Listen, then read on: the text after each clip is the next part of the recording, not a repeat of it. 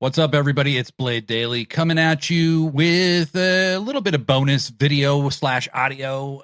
Said I was going to take the weekend off or this week off from Sit Down, Shut Up, Mark Out because I wanted to put all of my energy into working on Pro Wrestling Forever, the new show that I'll be co-hosting with our host, Professor Degree.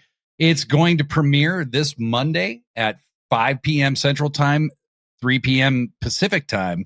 So I can't wait to unveil this to you all. I'm so excited, but I hope you'll join us live on YouTube for that as we tape it, because this is going to be a really fun one. Our first episode is going to be about the best, worst wrestlers.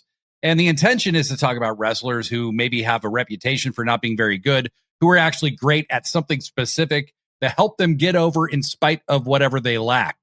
So we're going to be talking about a lot of different angles of that whole thing, and a lot of different wrestlers who encapsulate those different angles. And we want to hear from you. So please make sure you're subscribed to our YouTube channel. That's Pro Wrestling Forever Pod. That's our username over there. And it's all one word, Pro Wrestling Forever Pod. That's also our handle on Threads and on Instagram. So make sure you're following us there. There's a bunch of teaser clips that we've been releasing the last few days. So you can get kind of a taste of what it's going to be like. But it's going to be a blast. It's a complete exploration of wrestling fandom, and I'm so excited. Also, make sure that you like this video. Make sure that you are subscribed to our channel, and then click the little dingy thing so that you get notifications each and every time we upload something new or we go live, which we do a lot. So I thought I was taking this week off, and then a few things happened, and I thought maybe we could do a little speed round of Sit Down, Shut Up, Mark Out. So first things first, I recorded this episode once already, and then right as I'm about to start editing it, we get word that there's a bunch of WWE releases. The post-Mania releases have been a thing forever. Okay, they've been a thing for a long time. But let's be real, TKO gives even less of a shit than Vince McMahon ever did. They're going to tout record gates at WrestleMania and then get rid of people the next day without a thought. Right.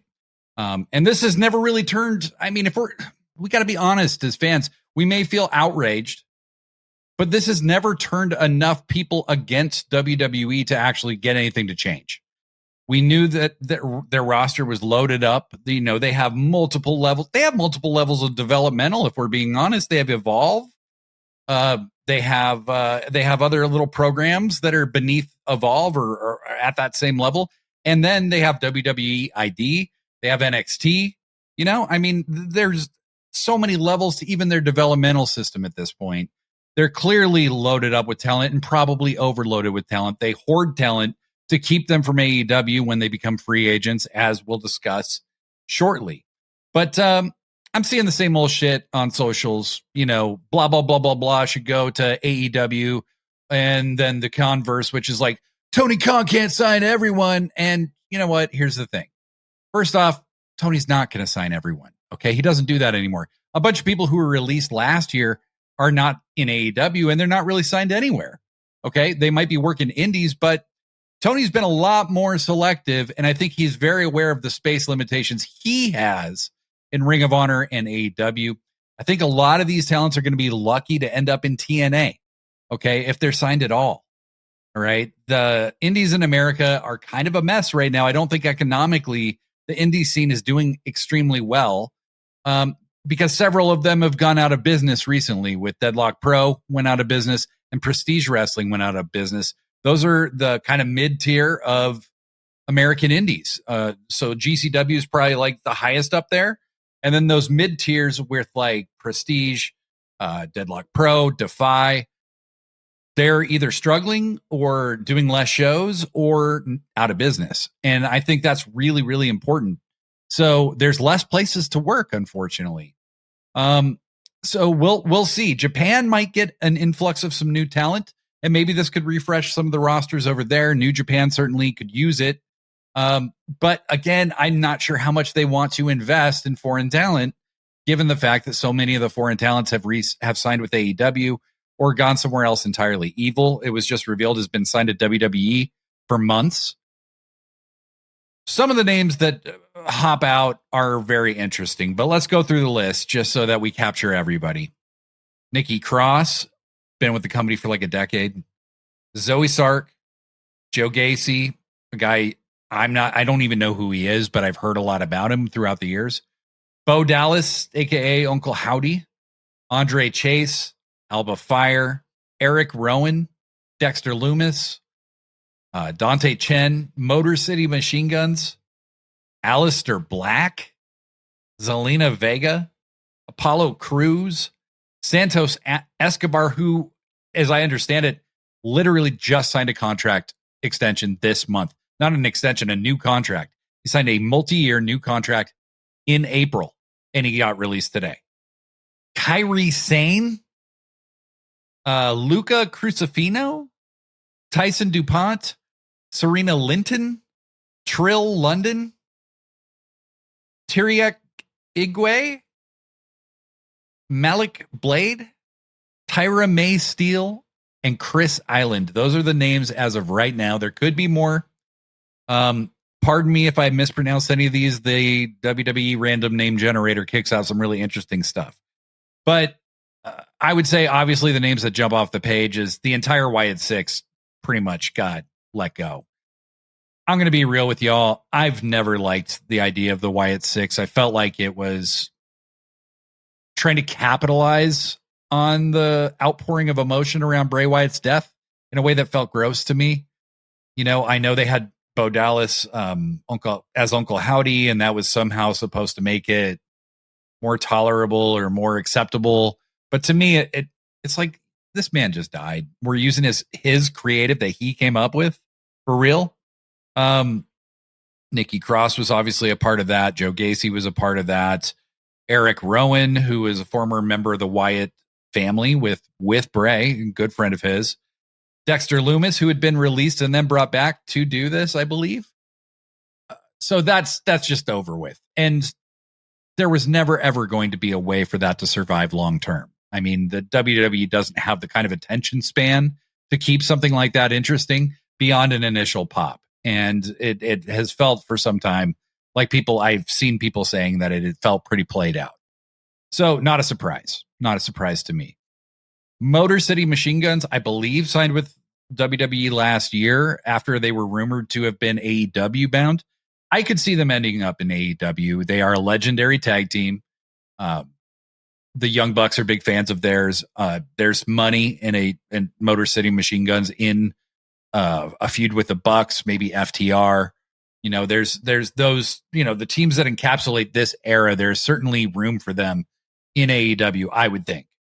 Aleister Black and Zelina Vega are two that I find very interesting. So as I understand it, and from the interviews I've heard with these two particular individuals, Zelina Black was released from WWE and tweeted out that she believes in unions immediately after that.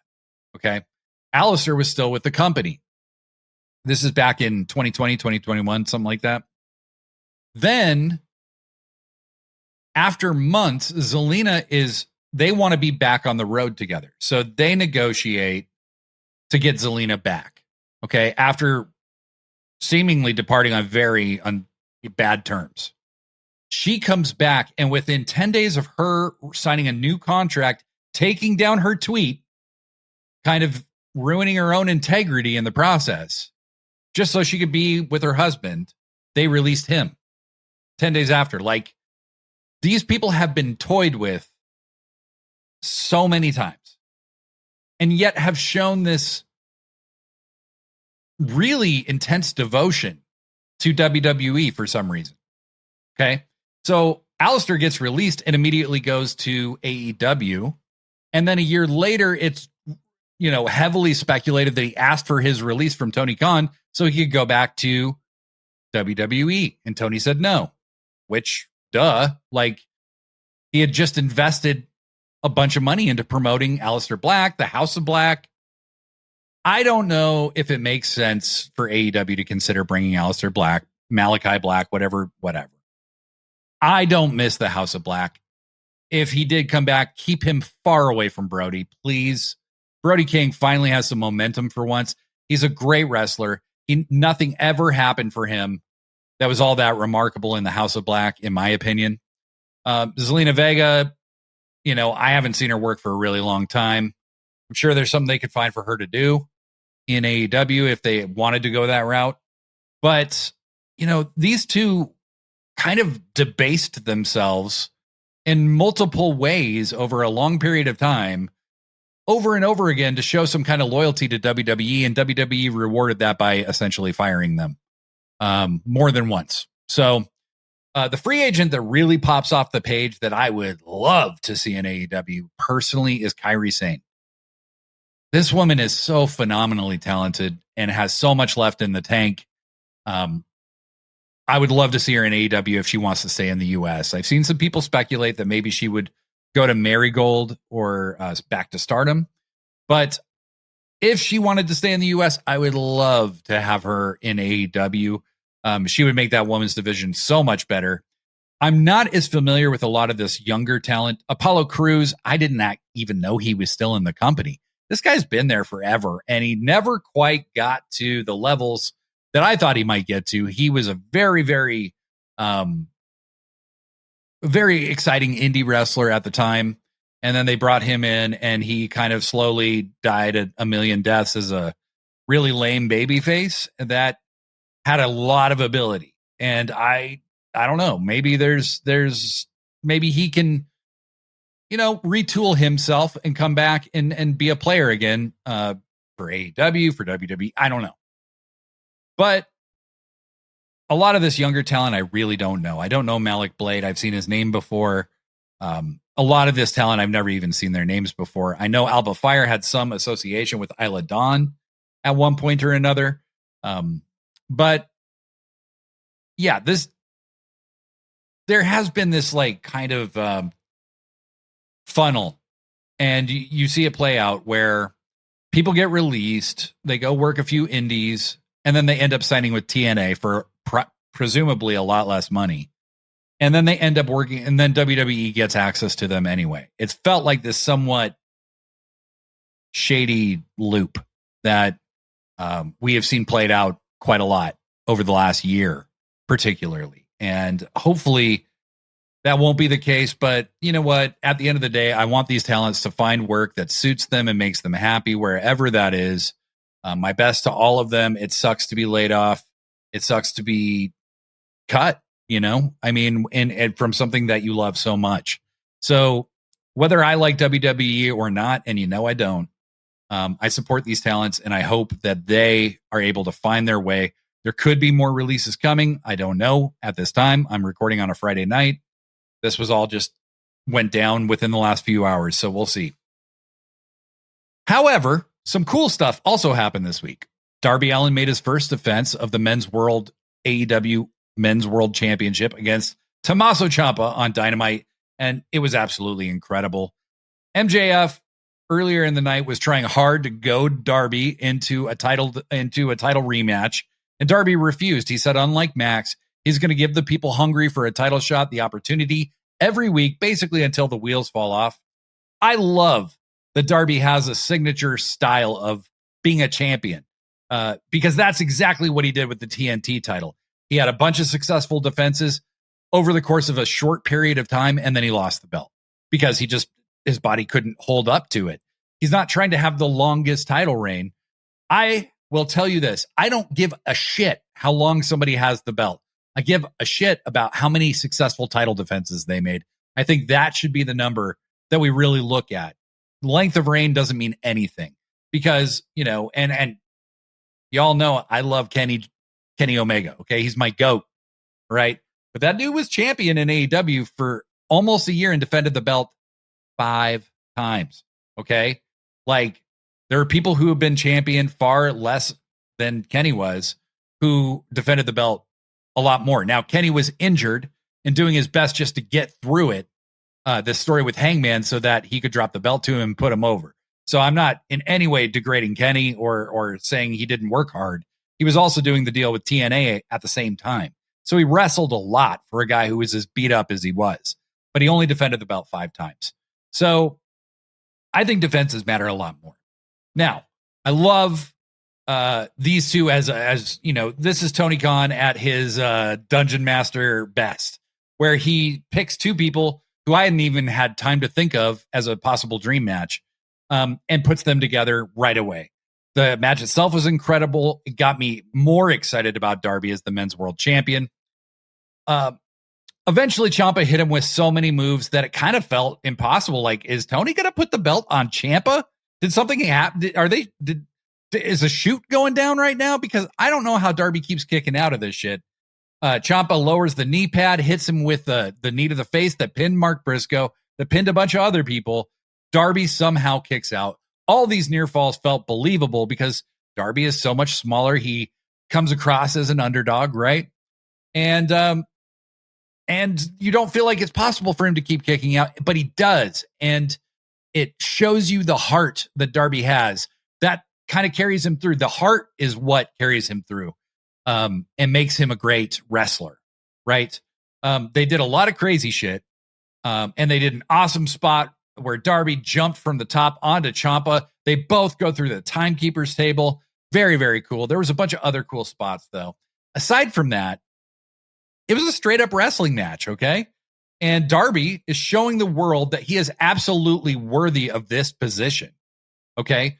So many great transitions and near falls.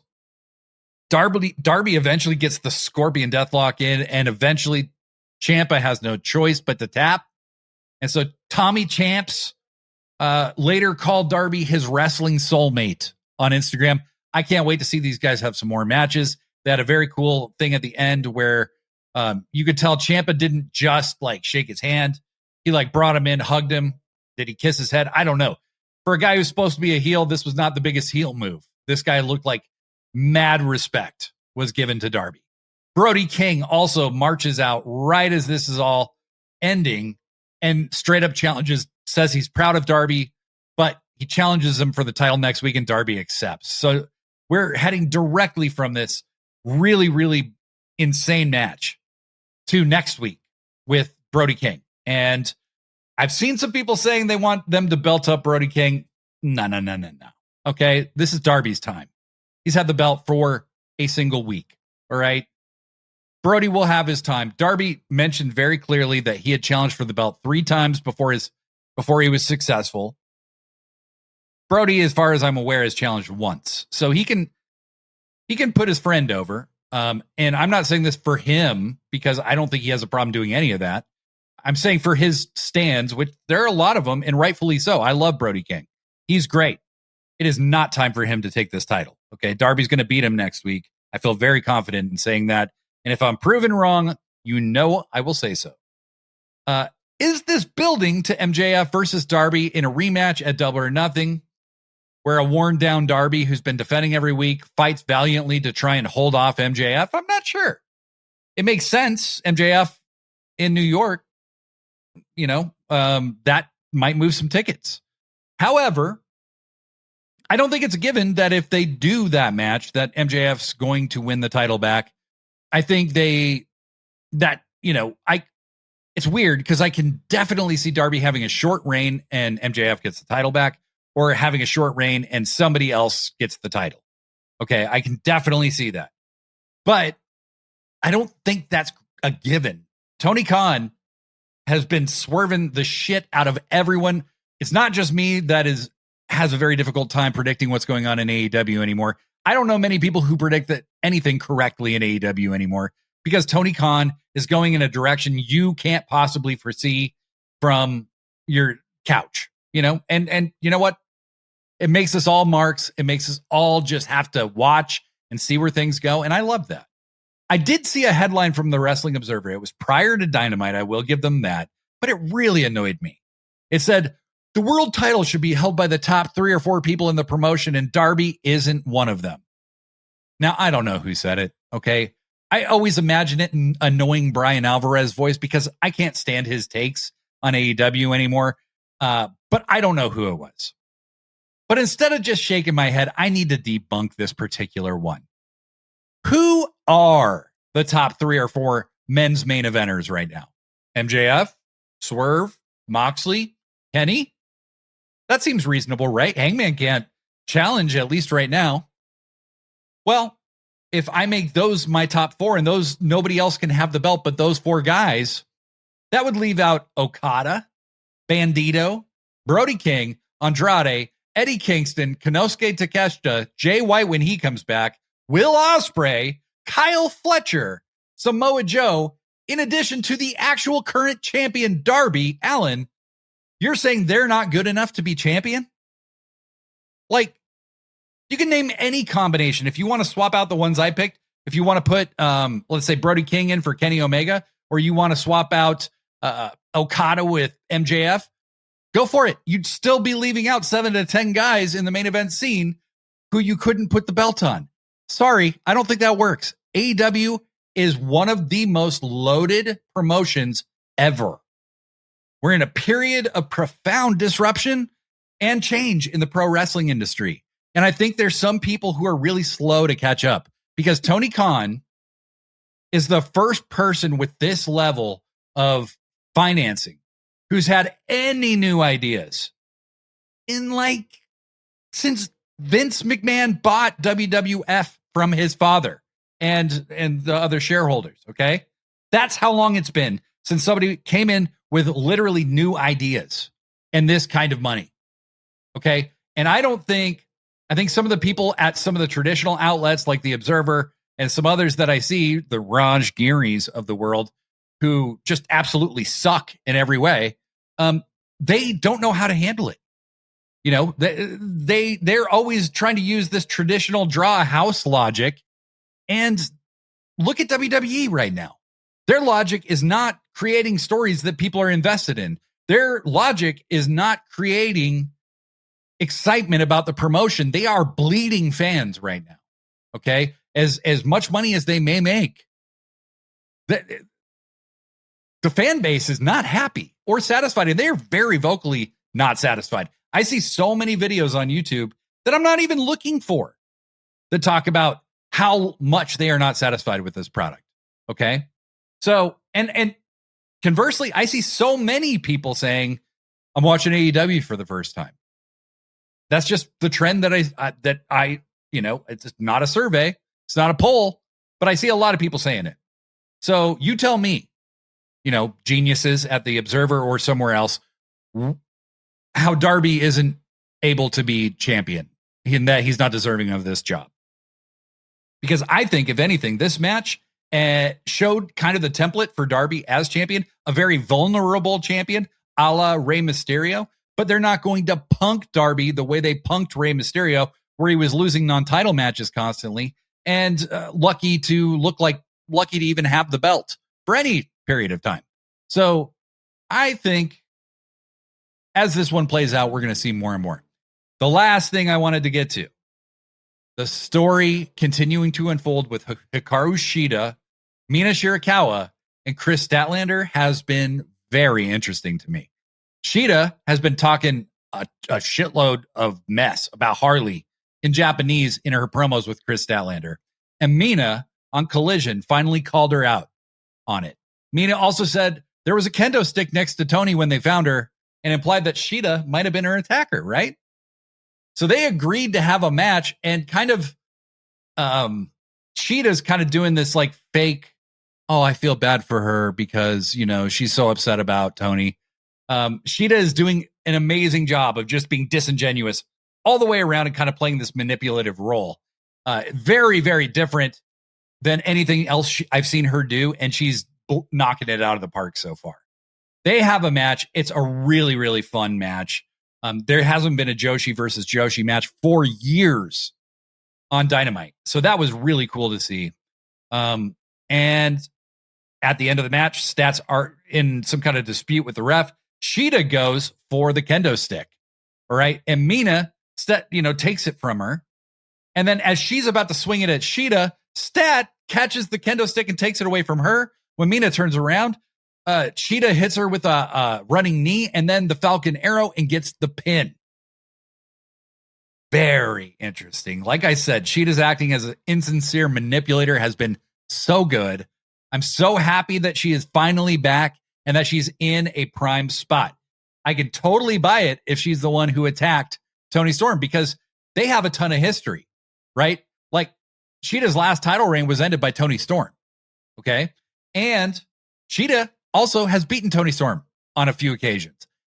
They have a lot of history. Tony's rise kind of pushed Cheetah out in a lot of ways. That would make sense to me.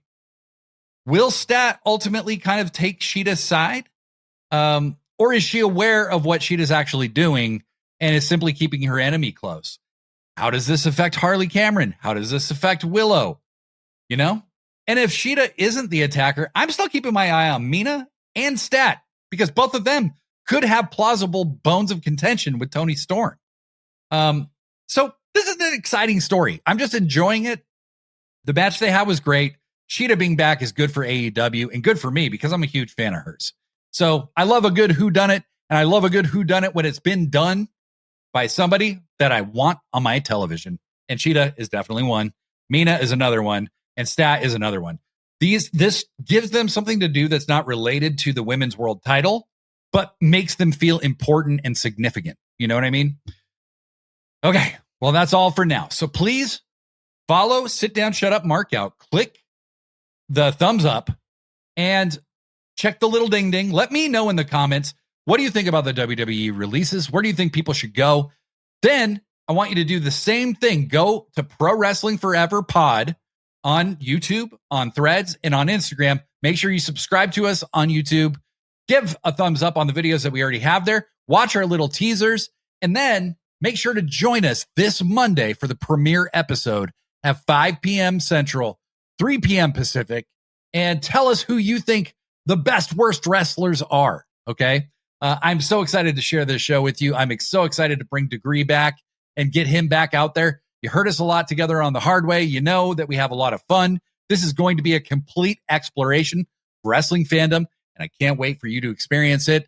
Until Monday, pro wrestling forever.